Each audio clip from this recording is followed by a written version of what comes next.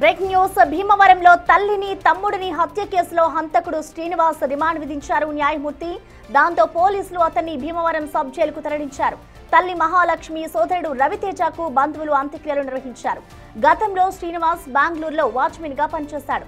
2013 నుంచి ఆయన మానసిక పరిస్థితి బాగాలేదని సోదరి వాణి చెబుతోంది. చాలా హాస్పిటల్స్ లో చూపించామని, కొంతకాలం తమిళనాడులోని ఓసియన్ మెడిటేషన్ కేంద్రంలో చికిత్స కూడా తీసుకున్నట్టు చెప్పారు. అక్టోబర్ 13న బెంగళూరు వెళ్లి హాస్పిటల్లో చూయించుకొని మందులు తీసుకెళ్లినట్లు తెలిపారు.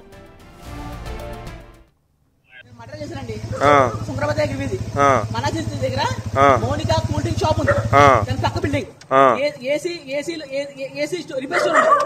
దాని పైన బిల్డింగ్ మాట. మనుషులు ఏం మాట్లాడుకున్న ప్రతి విషయం తెలిసిపోతుంది వాటికి. మా అమ్మకి మా తమ్ముడికి నా మనసులో ఏ విషయాలు దొరికితే తెలిసిపోతుంది. కడుపులో చాలా స్ట్రాంగ్ గా ఉంది, ఏదో అది మనుషులు కాదు. కడుపులో ఉంది, ఎంత పొడి నాకు చేయని పడుతుంది. ఆ నా కొడుకు ఎంత కొట్టినా సరే ఆడు స్ట్రాంగ్ గా ఉంటాడు. పొట్ట ఎంత స్ట్రాంగ్ గా నాకు స్ట్రాంగ్ గా ఉంది. దెయ్యం సార్ పీపుతుంటుంది, ఆడు దెయ్యమే సార్. ఆడే కళ్యాణ్ అంటారు కదా, ఏదో దెయ్యం సార్ అది. తమ్ముడు నిరూపిస్తాను సార్. రక్తం స్ట్రాంగ్ గా ఉంది, మనసు స్ట్రాంగ్ గా ఉంది. అసలు నన్ను ఎలా 18 సంవత్సరాలు పీకుతున్నాయి. 9 సంవత్సరాలు దొంగలోటు మారుతున్నారు. నా విషయాలు తెలిసిపోతున్నాయి, నన్ను బెదర కొడుతున్నాయి. నలుగురితో మాట్లాడిన పట్ల నా పిచ్చి అని చెప్తున్నాయి. పిచ్చి అని 18 రోజులు తిండి కూడా పెట్టట్లేదు నాకు. నా కొంపలో ఒక పోస్ట్ మార్టం చేయాలి సార్. మనుషులు కాదు సార్, కడుపులో స్ట్రాంగ్ గా ఉంటుంది. ఏంటో తెలియాలి నాకు. ఎంత ట్రై చేస్తే అట్లా అంత స్ట్రాంగ్ గా ఉంది. ఏం పేరు మీ అమ్మగారి పేరు? గులుపూడి మహాలక్ష్మి. మీ తమ్ముడి పేరు? గులుపూడి రవితేజ. మీ నాన్నగారు ఉన్నారా? మా నాన్న చంపేశాడు సార్. మా తమ్ముడు నేను మర్డర్ చేశానండి. సుందరబాద్ దగ్గర వీధి మనాచి దగ్గర మోనికా కూల్ డ్రింక్ షాప్ ఉంది, దాని పక్క బిల్డింగ్ ఏసీ రిపేర్ స్టోర్ ఉంది, దాని పైన బిల్డింగ్ మాట. మనుషులు ఏం మాట్లాడుకున్న ప్రతి విషయం తెలిసిపోతుంది వాటికి. మా అమ్మకి మా తమ్ముడికి నా మనసులో ఏ విషయాలు దొరికితే తెలిసిపోతుంది. కడుపులో చాలా స్ట్రాంగ్ గా ఉంది, ఏదో అది మనుషులు కాదు. కడుపులో ఉంది, ఎంత పొడి నాకు చేయని పడుతుంది. ఆ నా కొడుకు ఎంత కొట్టినా సరే ఆడు స్ట్రాంగ్ గా ఉంటాడు. పొట్ట ఎంత స్ట్రాంగ్ గా నాకు స్ట్రాంగ్ గా ఉంది. దెయ్యం సార్ పీపుతుంటుంది, ఆడు దెయ్యమే సార్. ఆడే కళ్యాణ్ అంటారు కదా, ఏదో దెయ్యం సార్ అది. తమ్ముడు నిరూపిస్తాను సార్. రక్తం స్ట్రాంగ్ గా ఉంది, మనసు స్ట్రాంగ్ గా ఉంది.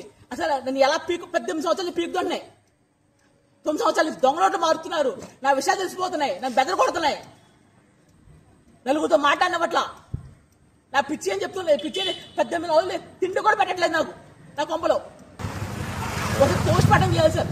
మనుషులు కాదు సార్, కడుపులో స్ట్రాంగ్ గా ఉంటుంది. ఏంటో తెలియాలి నాకు.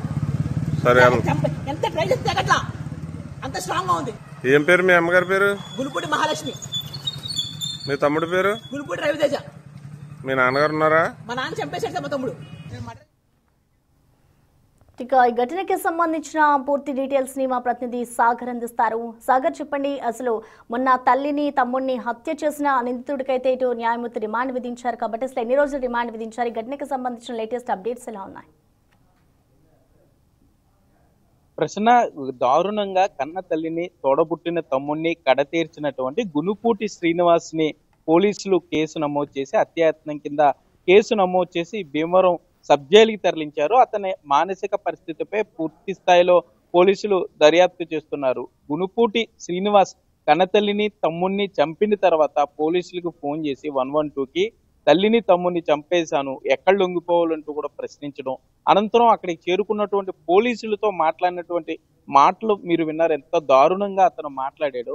చాకుతో పొడుస్తుంటే దిగట్లేదు, వారి పొట్టలో ఏదో ఉంది, పోస్ట్ మార్టం చేసి అది బయటికి తీసి నాకు చెప్పండి, అదేంటో నాకు తెలియాలంటూ కూడా చాలా రాక్షసత్వంగా క్రూరత్వంగా అతను మాట్లాడడం జరిగింది. అయితే అది చూసిన తర్వాత అతని మానసిక పరిస్థితిపై కూడా పలు అనుమానాలు వచ్చిన నేపథ్యంలో ఇప్పటికే ఆ సోదరి ఎవరైతే ఉన్నారో గునుపూటి శ్రీనివాస్ సోదరి వాణి భీమవరం చేరుకున్నారు. తల్లి మహాలక్ష్మి, సోదరుడు రవితేజకి భీమవరంలోనే ఆమె అంత్యక్రియలు బంధువుల సమక్షంలో పూర్తి చేయడం జరిగింది. మరోపక్క ఇంకొక సోదరుడు ఇప్పటికే రిమాండ్ జైల్లో ఉండటం, అతనే ఎంతో కంటికి రెప్పలాగా కాచుకుంటూ వస్తున్నటువంటి తల్లిని తమ్ముడిని హత్య చేయడం తను జీర్ణించుకోలేకపోతున్నానని చెప్తుంది.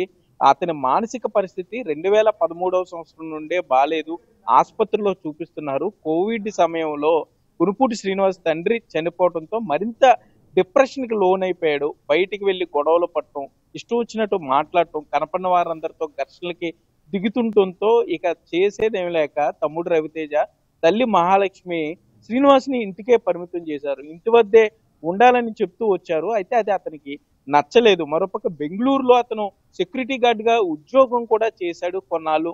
అనంతరం చేసిన తర్వాత అక్కడ కూడా అతని పరిస్థితి బాగోపోవడంతో తిరిగి వచ్చేసాడంటూ కూడా సోదరి వాణి చెప్తుంది. గత అక్టోబర్ నెలలో కూడా అతను ఆ బెంగళూరు వెళ్ళి అక్కడ ఉన్న ప్రైవేట్ ఆసుపత్రిలో చికిత్స చేయించుకున్న తర్వాత అక్కడ నుండి మందులు కూడా తెచ్చుకున్నాడని చెప్తుంది. కానీ శ్రీనివాస్ మాటల్లో మనం చూసా ఒక పక్క తల్లి మహాలక్ష్మి గాని సోదరుడు రవితేజ గాని ఇతని శ్రీనివాస్ మానసిక పరిస్థితి బాగోకపోయినా అతన్ని కాపాడుకోవాలి. బయటికి వెళితే బయట సమాజంలో అతన్ని అందరూ ఏడిపిస్తారు, గొడవలు పడతారు, ఘర్షణ పడతారు. అట్లా కాకుండా ఆసుపత్రిలో కూడా ఉండగలడో లేడో అంటూ వారికి ఉన్నటువంటి ఆర్థిక పరిస్థితుల్లోనే హంతకుడు శ్రీనివాస్ని కంటికి రెప్పలా కాపాడుకుంటూ వచ్చారు. చాలా జాగ్రత్తగా చూసుకుంటూ వచ్చారు. కానీ శ్రీనివాస్ దాన్ని వేరే రకంగా అర్థం చేసుకున్నాడు. తల్లి తన్ని వేధింపులకు గురి చేస్తున్నారు, ఇంటికే పరిమితం చేస్తున్నారు, తన మనసులో ఏమనుకుంటే అది వాళ్ళకి తెలిసిపోతుంది. అతని ఉద్దేశంలో వాళ్ళిద్దరూ తల్లి సోదరుడు రవితేజ కూడా దయ్యాల్లా కనపడడం ఇక్కడ ఆలోచించాల్సిన విషయం. కట్టుదిట్టం చేసి భద్రత రీత్యా అతని భద్రత గురించి అతన్ని జాగ్రత్తగా చూసుకుంటే కన్న తల్లి తోడబుట్టిన తమ్ముడు అతనికి శత్రువుల్లా కనపడ్డారు.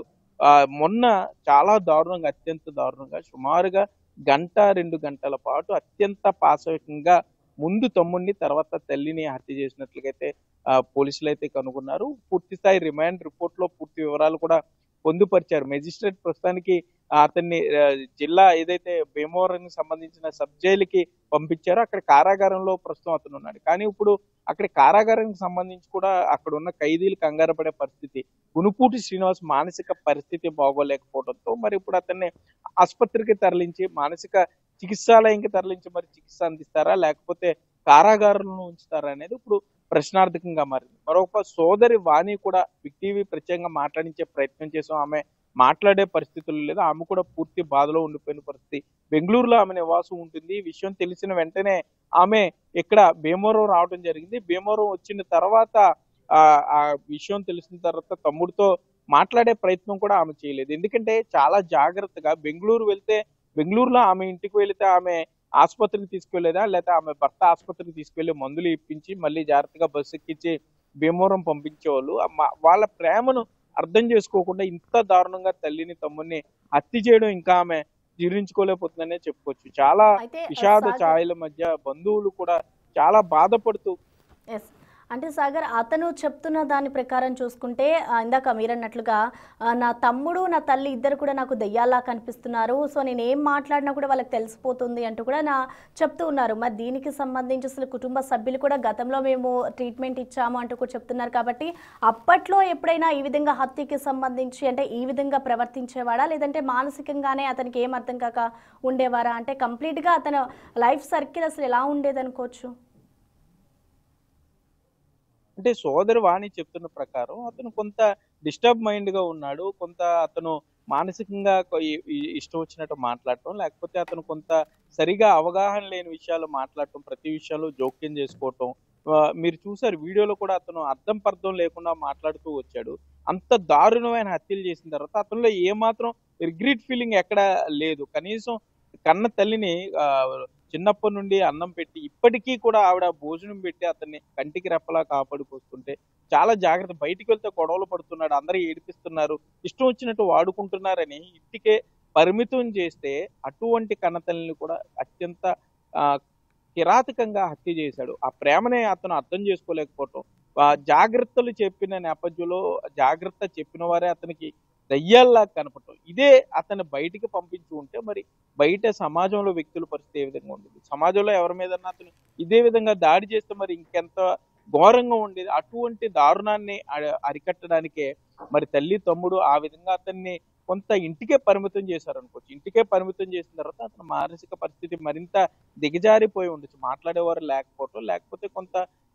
బయట వారు చుట్టుపక్కల వారు పిచ్చి అన్నట్టు కూడా అతను కొంత కామెంట్ చేస్తూ మాట్లాడిన మాటలు కూడా అతనికి కొంత కోపాన్ని తెప్పించి ఉండవచ్చు. అక్టోబర్ నెలలోనే సోదరు వాణి మనకు చెప్తుంది, అక్టోబర్ నెలలోనే అతను బెంగళూరు వెళ్ళటం, అక్కడ చికిత్స చేయించుకుని అక్కడ కొన్నాళ్ళు ఉండిన తర్వాత ఆ డాక్టర్ రాసిన ప్రిస్క్రిప్షన్ ప్రకారం మందులు కూడా తెచ్చుకున్నాడు, మందులు వాడుతున్నాడని చెప్తున్నారు. మరి అయినా కూడా అతని మీద ఈ మందులు ఏం ప్రభావం చూపించలేదు. అతని ఆలోచనల్ని కంట్రోల్ చేయలేకపోయినాయి. తన తల్లి తమ్ముడు దయ్యాల్లా కనపడటం కానీ అతను చెప్తుంటే మీరు చూస్తే కూడా చాలా భయానకం. ఆ వీడియో చూసిన వారందరూ కూడా చాలా భయానకు గురైన పరిస్థితి. అతను యాక్ట్ చేసి చూపిస్తున్నాడు ఏ విధంగా పొడుస్తుంటే కత్తి పొట్టలోకి దిగటం లేదు, వారి పొట్టలో ఏదో ఉంది, పోస్ట్ మార్టం చేయండి, పోస్ట్ మార్టం చేసి బయటికి తీసి అదేంటో తనకు చెప్పాలి, నాకు తెలియాలి అదేంటో అంటున్నాడు. అంటే అతను పూర్తిగా వేరే ట్రాన్స్ లోకి వెళ్ళిపోయిన పరిస్థితి.